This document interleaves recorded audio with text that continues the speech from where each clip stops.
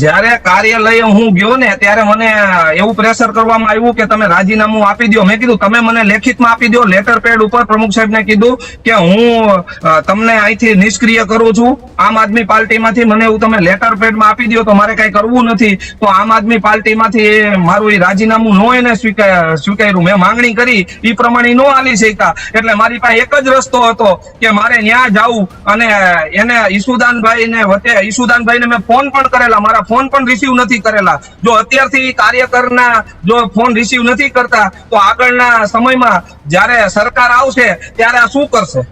અચ્છા, એટલે તમે હવે સ્વેચ્છાએ એવું નક્કી કરી લીધું છે કે હવે તમારે આમ આદમી પાર્ટીમાં નથી જ રહેવાનું, તમે આપના તમામ હોદ્દા ઉપરથી રાજીનામું આપી જ રહ્યા છો?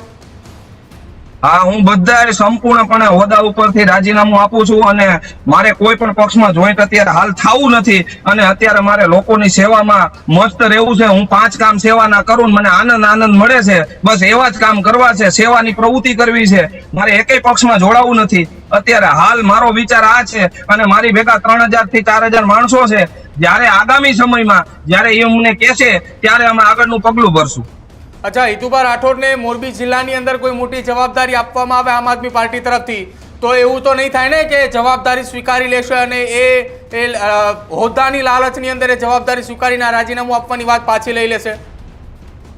સાહેબ, અમુક ઘણા બધા માણસો કહેતા હશે, મારું બેકગ્રાઉન્ડ જેને તપાઈશું એને ખબર હશે કે હું એવો લાલચુ માણસ નથી કે હું હોદ્દાના ભૂખમાં આવી જાઉં. અને જો મને એવી લાલચ હોત તો મને ટિકિટ પણ મળતી હતી તો મેં ટિકિટને નથી માન આપ્યું. અમે તો ગ્રાઉન્ડના માણસો છીએ, અમે તો ગ્રાઉન્ડને વધારે મહત્વ આપીએ છીએ. અમારે કોઈ પણ એવું નથી કે હોદ્દા કોઈ, અમે તો હોદ્દા માણસો છીએ. હોદ્દા કામ કરી શકીએ. અમને એવી રીતના કોઈ ખરીદી ન શકે અને કોઈ ઇન્ડિયાની કરન્સી એવી બની નથી કે હિતુભાને ખરીદી શકે.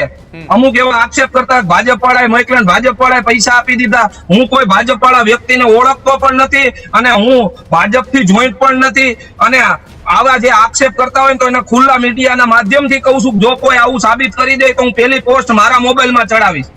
બરોબર, તો હું મારી ટીમને અત્યારે જ જણાવી દઉં ને કે હિતુભા રાઠોડનું જે નામ જઈ રહ્યું છે, જેમાં આમ આદમી પાર્ટીના નેતા જઈ રહ્યા છે, એની જગ્યાએ પૂર્વ આપના નેતા કરી નાખે હું કહી દઉં?